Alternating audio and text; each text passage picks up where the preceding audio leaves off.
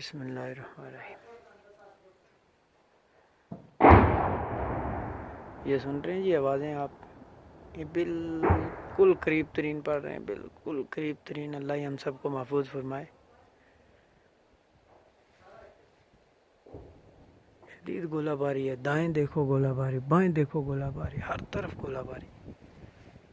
ना कहीं जाने के लिए, ना कहीं निकल सकते हैं, ना कहीं भाग सकते हैं, ना कुछ।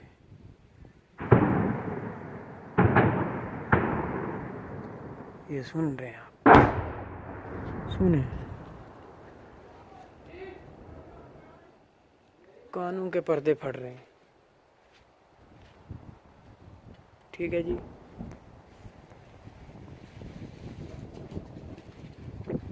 हैंड फ्री लगा के सुने क्या हालात हैं इधर के। ऐसे इजीली लेके बैठे हुए ना कश्मीर को, इतना आसान नहीं है। खुदा हाफिज़। अब बार बार नहीं आगाह करने होता आप लोगों को। खुदा हाफिज़ यार, इतना आसान मत लें कश्मीर को। ये हालात होते हैं, इस तरह मारते हैं।